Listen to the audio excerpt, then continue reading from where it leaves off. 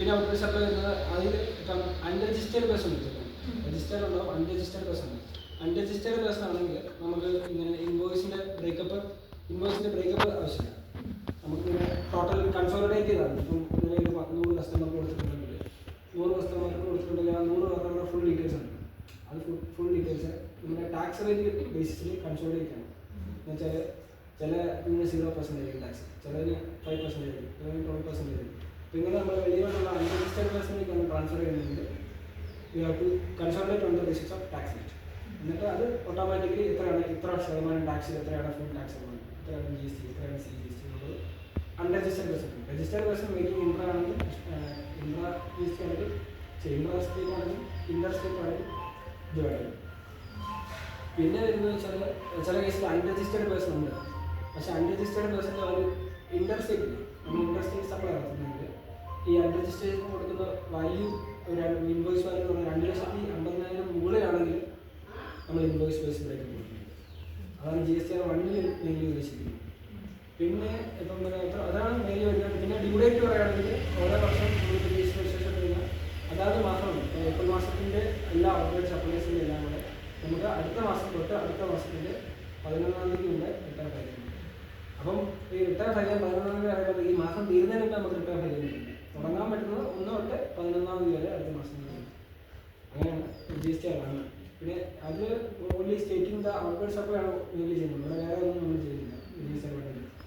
പിന്നെ GSTR 3B എന്ന് പറയുമ്പോൾ 3Bയിൽ നമ്മൾ അവിടെ കൂടുതലും പറയുന്നത് വെച്ചാൽ ഔട്ട്വേർഡ് സപ്ലൈ മെൻഷൻ ചെയ്യും. നമ്മുടെ ടോട്ടൽ ഇൻവേർഡ് സപ്ലൈ ആണെങ്കിൽ അതിൽ ITC എടുക്കും, അതിൽ എലിജിബിൾ ITC എടുക്കും, അതിൽ ഡിഫറെൻറ്റ് ടാക്സ് കൊടുക്കും. ഏതൊക്കെയാണ് ഈ 0 റേറ്റഡ് സപ്ലൈ, അല്ലെങ്കിൽ എക്സെപ്റ്റഡ് സപ്ലൈ, അല്ലെങ്കിൽ നോൺ ടാക്സ് റേറ്റഡ് സപ്ലൈ, അല്ലെങ്കിൽ കൺസെഷൻ റേറ്റുള്ള ടാക്സേഷൻ, അങ്ങനെ കുറേ ഉണ്ട്. അതിൻ്റെ എല്ലാം ബൈഫർക്കേഷൻ കൊടുക്കും. ഔട്ട്വേർഡ് സപ്ലൈ എടുക്കും. ആ ഔട്ട്വേർഡ് സപ്ലൈന് ഇൻവേർഡിൻ്റെ എല്ലാം എലിജിബിൾ ആയിട്ടുള്ള ക്രെഡിറ്റ് കുറയ്ക്കും. എന്നിട്ട് നമ്മൾ എങ്ങനെയാണ് മാനർ ഓഫ് യൂട്ടിലൈസേഷൻ, എങ്ങനെയാണ് നമ്മൾ ടാക്സ് അടയ്ക്കണമെന്നുള്ള ഡീറ്റെയിൽസ് എല്ലാം ഫർണിഷ് ചെയ്യും. പിന്നെ അത് അത്രയാണ് എങ്ങനെയാണ് ഡീറ്റെയിൽസ് ഫർണിഷ് ചെയ്ത് സെറ്റ് ഓഫ് ചെയ്തിട്ട് നമ്മൾ പേയ്മെൻറ്റ് ഒന്നെങ്കിൽ ഇലക്ട്രോണിക് ആയിട്ട് തിരിച്ചു തരുന്നോ അല്ലെങ്കിൽ ഇലക്ട്രോണിക് ക്യാഷ് തിരിച്ചു തരുന്നോ പേയ്മെൻറ്റ് ചെയ്യുന്നതാണ്. പേയ്മെൻറ്റ് ചെയ്യുന്ന റിട്ടേൺ 3B ആണ്. Both take outward supply, inward supply, credit എല്ലാം കുറച്ച് ബാലൻസ് ചെയ്യും. ആ ഒരു ഇതാണ് നമ്മൾ 3B ഉദ്ദേശിക്കുന്നത്. 3Bയുടെ ഡ്യൂ ഡേറ്റ് ഉദ്ദേശിക്കുന്നത് ഡ്യൂ ഡേറ്റ് വരുന്നത് അടുത്ത മാസം 20-ാം തീയതി. ഈ 3B ഈ വർഷത്തെ 3B ഫയൽ ചെയ്ത് അടുത്ത വർഷം നമ്മൾ GSTR 1 ഫയൽ ചെയ്യുന്നുണ്ട്.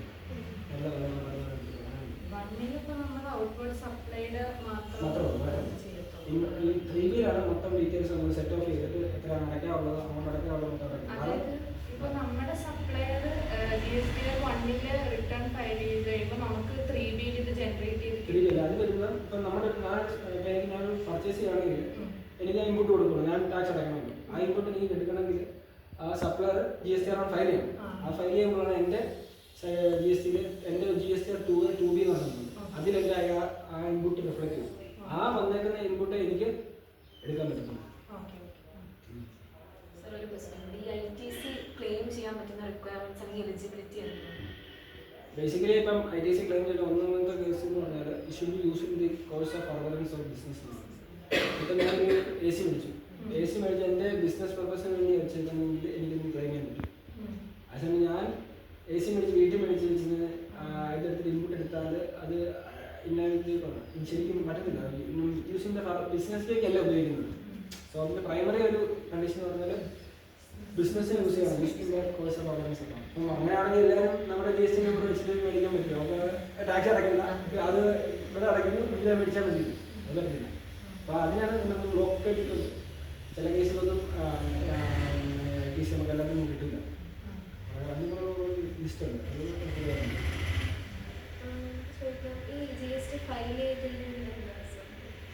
GST ഫയൽ ചെയ്തില്ലെങ്കിൽ നമുക്ക് ഇൻട്രസ്റ്റ് 80%.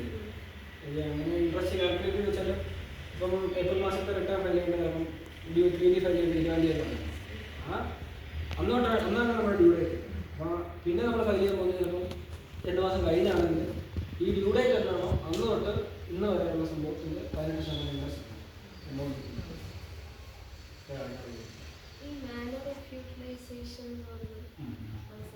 മാനുഫാക്ചറിംഗ് നമുക്കറിയാം ITC ക്രെഡിറ്റ് അവൈലബിൾ ഉണ്ട്. GST ഉണ്ട്. ഇപ്പം നമ്മൾ പേയ്മെൻറ്റ് നടക്കുന്നത് തന്നെ IGST, CGST, SGST ക്രെഡിറ്റ് നമുക്ക് അവൈലബിൾ ഉണ്ട്. അപ്പം ഈ ഈ ക്രെഡിറ്റ് യൂസ് ചെയ്ത് നമ്മൾ നേരത്തെ പറഞ്ഞ ഇലക്ട്രോണിക് ക്രെഡിറ്റ് വെച്ചാണ് നമുക്ക് പേയ്മെൻറ്റ് സെറ്റപ്പ് ചെയ്യുന്നത്, നമുക്ക് ലയബിലിറ്റി സെറ്റപ്പ് ചെയ്യുന്നത്. അപ്പം ഈ മാനുവൽ റെഗുലേഷൻസിൻ്റെ IGST ക്രെഡിറ്റ് ഉണ്ട്, CGST ക്രെഡിറ്റ് ഉണ്ട്, SGST ക്രെഡിറ്റ് ഉണ്ട്. അപ്പം ഈ IGST ക്രെഡിറ്റ് ഉള്ള സംഭവം നമുക്ക് we can able to use against the IGST ലയബിലിറ്റിക്ക് തന്നെ യൂസ് ചെയ്യാൻ പറ്റും. പിന്നെ അതിൽ ഈ ലയബിലിറ്റി മെറ്റ് ചെയ്തെങ്കിൽ ബാലൻസ് ഉണ്ടെങ്കിൽ അത് എന്ത് ഓർഡറിൽ നമുക്ക് യൂട്ടിലൈസ് IGST. പിന്നെ ഉള്ളതെന്ന് വെച്ചാൽ SGST ക്രെഡിറ്റും CGST ക്രെഡിറ്റും. അവിടെ രണ്ടും വരുമ്പോഴത്തേക്കും ക്രോസ് യൂട്ടിലൈസേഷൻ എന്ന് വെച്ചാൽ SGST ക്രെഡിറ്റ് ഉണ്ട്, ആ SGST ക്രെഡിറ്റ് ഇങ്ങനെ യൂസ് ഫോർ SGST ലയബിലിറ്റി. പിന്നെ എന്തെങ്കിലും ബാലൻസ് ഉണ്ടെങ്കിൽ IGST യൂട്ടിലൈസ് ചെയ്യും. പിന്നെ CGST ഉണ്ടെങ്കിൽ CGST ലയബിലിറ്റി, പിന്നെ എന്തെങ്കിലും ബാലൻസ് ഉണ്ടെങ്കിൽ IGST ലയബിലിറ്റി യൂസ് ചെയ്യും.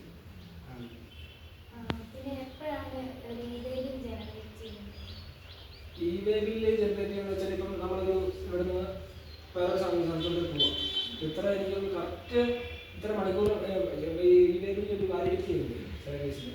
പിന്നെ ഇ-വേ ബില്ല് സീറോ ഒരു ഫോം ഒക്കെ ഫയൽ ചെയ്ത് ഇ-വേ ബില്ല് ഉണ്ടായിരുന്നൊരു കറക്റ്റ് ഒരു ബില്ലായിട്ട് GST ഡിപ്പാർട്ട്മെൻറ്റ് അവർ കാണിക്കുമ്പോൾ ചോദിക്കുമ്പോൾ എത്ര രൂപ കാണിക്കാൻ ബില്ലാണ്. അപ്പോൾ അത് ഓൺലൈനായിട്ട് എടുക്കാൻ പറ്റില്ല. കുക്കറിൽ വെച്ചിട്ട് അതിനകത്ത് ഓരോ സ്പെസിഫിക്കേഷൻ ഓരോ ഡീറ്റെയിൽസ് ചോദിക്കും. ഡീറ്റെയിൽസ് സാധാരണ ബില്ലാണ്.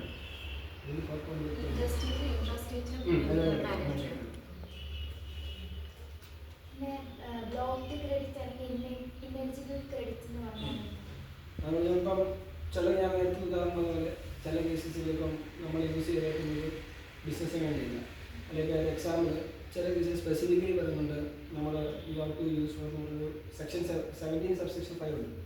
അതിലാണ് ബ്ലോക്ക് ക്രെഡിറ്റ് പറഞ്ഞത്. ആ ബ്ലോക്ക് ക്രെഡിറ്റ് എന്ന് പറഞ്ഞാൽ ഇപ്പം അതിലൊരു എക്സാമ്പിൾ പറയാം. ഒരു ഒന്നാമത്തെ ക്ലോസിൽ പറഞ്ഞാൽ വെച്ചാൽ ഇപ്പോൾ നമ്മൾ വണ്ടി മേടിച്ചിട്ട് അത് ചിലപ്പം 13 സീറ്റിന് മുകളിലുള്ള വണ്ടി കിട്ടുന്നത്. അപ്പം അത് താഴെയുള്ള വണ്ടി നമ്മുടെ സാധാരണ എക്സിമെല്ലാം സീറ്റ് താഴെ ഉണ്ട്, അതും നമുക്ക് ഈ ബ്ലോക്കാണ് എടുത്തെടുക്കാൻ പറ്റില്ല. പക്ഷേ അതിനൊരു എക്സെപ്ഷൻ ഉണ്ട്. ആ നമ്മളെടുക്കുന്ന വണ്ടി ഒരു പ്രൈവറ്റ് സ്കൂളിൽ എന്ന് പറയുന്നത് അവരുടെ ബിസിനസ്സാണ്. അപ്പോൾ അവർക്ക് 4 പേര് വേണ്ടി വേണ്ടി അപ്പോൾ അവർക്കത് അവരുടെ GST എടുക്കാൻ കഴിയുമ്പോൾ അവർക്കത് ഇങ്ങോട്ട് എടുക്കാൻ പറ്റും. അങ്ങനെ കുറേ കണ്ടീഷൻസും കുറേ ബ്ലോക്ക് ക്രെഡിറ്റിൻ്റെ അടുത്തുണ്ട്. പിന്നെ നമ്മൾ ബ്ലോക്ക് ക്രെഡിറ്റ് നമുക്ക് അങ്ങനെ അറിയാൻ പറ്റില്ല. പക്ഷേ ശരിക്കും ഇത് എങ്ങനെ നമ്മൾ എടുത്താൽ ശരിക്കും എലിജിബിൾ അല്ലാത്ത നമ്മൾ എടുത്താൽ അതിന് നമ്മൾ പെനാൽറ്റി അല്ലെങ്കിൽ ഇൻട്രസ്റ്റ് അടക്കുന്നത് റിവേഴ്സ് ചെയ്യാൻ പറ്റും. എന്നുവെച്ചാൽ ഈ പൈസ സർക്കാരിൻ്റെ ഇരിക്കും, അത് അനാവശ്യമായിട്ട് നമ്മൾ കിട്ടാതെ പറ്റാതെ നമ്മൾ യൂട്ടിലൈസ് ചെയ്യുമ്പോഴത്തേക്ക് ടാക്സ് അടക്കുന്നത്, അത് ടാക്സിന് ഇൻട്രസ്റ്റ് അടക്കുന്നത്. സാധാരണ ഇപ്പം റിവേഴ്സ് ചാർജ് ഉണ്ട്, ഫോർവേഡ് ചാർജ്. നമ്മളൊന്നുമല്ല സാധാരണ രീതിയിൽ വരുന്നത് ഫോർവേഡ് ചാർജാണ്. ഫുൾ കോൺസെപ്റ്റ് GST വരുന്ന forward charge. Specifically setup rule പ്രകാരം സെക്ഷൻ 9 അനുസരിച്ചാണ് എനിക്ക് റിവേഴ്സ് ചാർജ് സംതിങ് വരുന്നത്. സെക്ഷൻ ഒന്നും അത്ര കറക്റ്റില്ല, പക്ഷെ അവിടെ ആ കറക്റ്റ് ഇതിൽ നോട്ടിഫിക്കേഷൻ അനുസരിച്ച് ഒരു 30 സംതിങ് ഐറ്റംസ് ഉണ്ട്. ഈ ഇന്ന ഐറ്റംസ് ഫോർവേഡ് ചാർജ് അല്ല, റിവേഴ്സ് ചാർജാണ് സ്പെസിഫിക്കലി മെൻഷൻ ചെയ്തിട്ടുണ്ട്. ചില കേസിൽ ഇപ്പോൾ പറയുകയാണെങ്കിൽ നമ്മൾ ലീഗൽ അഡ്വക്കേറ്റ് പ്രൊഫഷണൽ സർവീസ് ഉണ്ട്. പ്രൊഫഷണൽ സർവീസ് ഉണ്ടെങ്കിൽ നമ്മളാണ് റിസീപ്റ്റ് ചെയ്തത്. അപ്പോൾ ആർക്കാണ് ഗുഡ്സ് കിട്ടുക അല്ലെങ്കിൽ സർവീസ് റിസീപ്റ്റാണ്, ആ റെസിപ്പിയൻ്റാണ് ഇതിന് മുകളിൽ ടാക്സ് ആണ്. സോ ബില്ല് ചെയ്തിട്ട് നമ്മളാണ് അത് ഇപ്പം 12,000 സംതിങ് ബില്ല് ഇല്ല, അതിൻ്റെ മുകളിലുള്ള GST നമ്മളാണ്.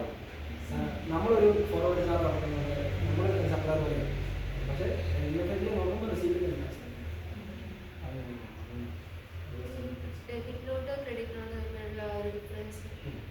അതിപ്പം ചില കേസിൽ ഡെബിറ്റ് നോട്ട് എന്ന് പറഞ്ഞാൽ ഇപ്പം ഒരു എക്സാമ്പിൾ നോക്കുകയാണെങ്കിൽ ഒരു സപ്ലയർ ഉണ്ട്, ഒരു കസ്റ്റമർ ഉണ്ട്.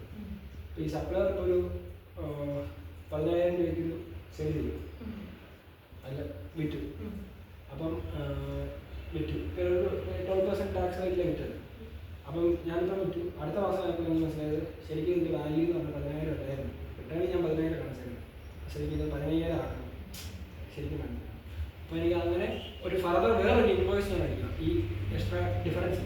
ഈ ഡിഫറൻസിനുള്ളിൽ ഞാൻ എക്സ്ട്രാ അല്ലെങ്കിൽ ഒരു സെപ്പറേറ്റ് ഇൻവോയ്സിന് നമ്മൾ ഡെബിറ്റ് നോട്ട് പറയുന്നത്. സോ അതാണ് സാധാരണ നമ്മൾ അടച്ചതിന് മുകളിൽ എന്തെങ്കിലും വാല്യൂ കൂട്ടാൻ വേണ്ടിയുള്ള ഒരു നോട്ടാണ് ബേസിക്കലി. ആ ഒരു ഇതാണ് ഡെബിറ്റ് നോട്ട് എന്ന് പറയുന്നത്.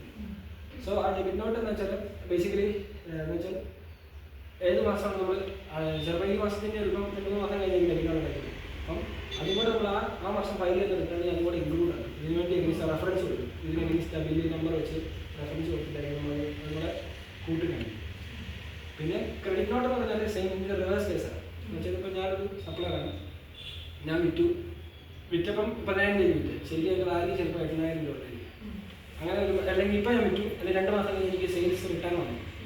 എന്നുവെച്ചാൽ എൻ്റെ വാല്യൂ എനിക്ക് കുറയ്ക്കണം. അങ്ങനെയുള്ള കേസ്. അല്ലെങ്കിൽ ഞാൻ കൊടുത്ത ഒരു 10,000 ക്വാണ്ടിറ്റി ഉണ്ട്, പക്ഷേ 9,000 ക്വാണ്ടിറ്റി അവനെ കിട്ടിയുള്ളൂ. അങ്ങനെയുള്ള 3 സിറ്റുവേഷൻ ഉണ്ട്. അല്ലെങ്കിൽ ടാക്സ് റേറ്റ് ഞാൻ കൊടുത്തത് 12%, ശരിക്കും അതിന് 80% ടാക്സ് ഉണ്ട്. അങ്ങനെ കുറയ്ക്കാനുള്ള സിറ്റുവേഷനിലാണ് ബേസിക്കലി ഈ ക്രെഡിറ്റ് നോട്ട് ഇഷ്യൂ. അത് നേരത്തെ ഇഷ്യൂ ചെയ്തത് ഫയൽ ചെയ്യുന്ന മന്തിൽ നമ്മൾ റെക്ടിഫൈ ചെയ്യാൻ പറ്റും. അങ്ങനെ ചെയ്യാൻ പറ്റും. പിന്നെ എന്തെങ്കിലും വ്യത്യാസങ്ങളൊക്കെ വന്നാൽ നമുക്ക് റെക്ടിഫിക്കേഷൻ ഒക്കെ ചെയ്യാൻ പറ്റും. അതിൻ്റെ റെക്ടിഫിക്കേഷൻ ചെറിയൊരു ഫിനാൻഷ്യലി തെറ്റുണ്ടെങ്കിൽ അത് നമ്മൾ റെക്ടിഫൈ ചെയ്യേണ്ടത് അടുത്ത ഫിനാൻഷ്യൽ ഉണ്ടെങ്കിൽ 30th നവംബറോ അല്ലെങ്കിൽ എന്നാണ് നമ്മൾ ആ GST 9 ഉണ്ട്. GST 9 annual return. ആ ആനുവൽ റിട്ടേൺ ഫയൽ ചെയ്യേണ്ടത് ഡ്യൂ ഡേറ്റ് ഉണ്ട്. ആ ഡ്യൂ ഡേറ്റ് വിച്ചവൈസ് ഏതെങ്കിലും മുമ്പേ നമുക്ക് എന്തെങ്കിലും ഈ പറഞ്ഞ റിട്ടേണിൽ തെറ്റുണ്ടെങ്കിൽ തിരുത്താൻ പറ്റും. ഈ GST 9 എന്ന് പറയുമ്പോൾ അപ്പം അതിൽ നമ്മൾ ഈ ഒരു വർഷത്തെ കംപ്ലീറ്റ് റിട്ടേൺസും അതിൽ ഫയൽ ചെയ്യണം ഇയർ എൻഡ് ആവുമ്പോൾ. പിന്നെ നമ്മളവിടെ ചെയ്യുമ്പോഴേക്ക് ഓരോ ബുക്സ് നമ്മളിപ്പം ബുക്സ് ഒക്കെ ഉണ്ട്, നമ്മുടെ കമ്പനി മെയിൻ്റെയിൻ ബുക്സ് ഒക്കെ. ആ ബുക്സിൽ ഓരോ മന്തിൻ്റെ നമ്മൾ എടുക്കുമ്പം ഔട്ട്പുട്ട് GST ഇത്ര പെർസെൻറ്റേജസ് ഒക്കെ നമ്മുടെ ബുക്സിൽ കാണും. എന്നാൽ ഇൻപുട്ട് പെർസെൻറ്റേജ് ആണ്. അപ്പോൾ ഈ ഔട്ട്പുട്ടിൻ്റെ എല്ലാം കൂടെ ടോട്ടൽ എടുത്തിട്ട് നമ്മൾ കൊടുക്കുന്ന റിട്ടേൺ ആയിട്ട് കമ്പയർ ചെയ്യും.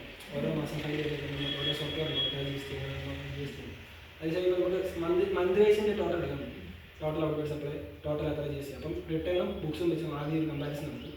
അങ്ങനെ നമ്മൾ ഇതെല്ലാം കമ്പാരിസൺ ചെയ്ത് ടോട്ടൽ ഔട്ട്പുട്ട് സപ്ലൈ സ്റ്റേറ്റ് ചെയ്യും. ഇവിടെ നമ്മൾ business to B2B, business to customers, ഈ സപ്ലൈനെ നമ്മൾ പല റേറ്റിൽ തിരിക്കും. 0 rated supply, mid rated supply, excepted value. ഈ വാല്യൂ നമ്മുടെ മറ്റേ ഫിനാൻഷ്യലുള്ള സെയിൽ വാല്യൂ ആയിട്ട് മാറ്റാക്കണം.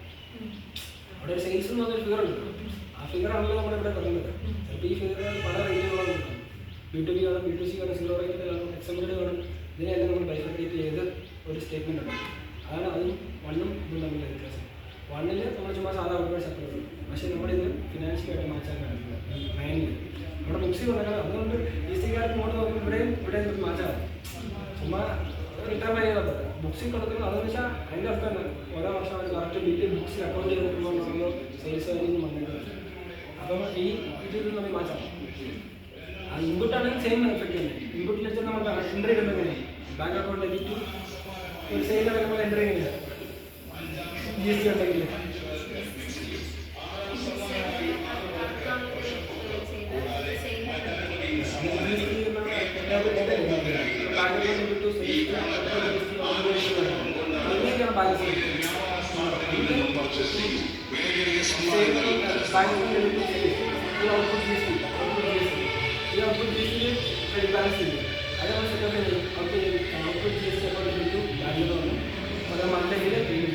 ഓരോ മാസം ഇങ്ങനെ നമ്മൾ ലെഡ്ജറിക്കണം.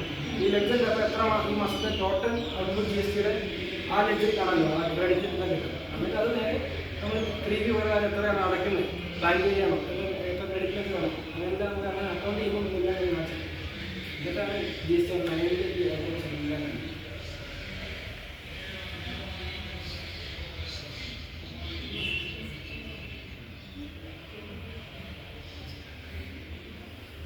അപ്പം ഞങ്ങൾക്ക് ഇത്രയും GST-യുടെ ഈ കുറേ കാര്യങ്ങളൊക്കെ ഞങ്ങൾക്ക് ഈ ഇൻ്റർവ്യൂവിൽ കൂടെ പറഞ്ഞു തന്ന സിജോ സാറിന് ഞങ്ങളുടെ എല്ലാവരുടെയും പേരിൽ താങ്ക്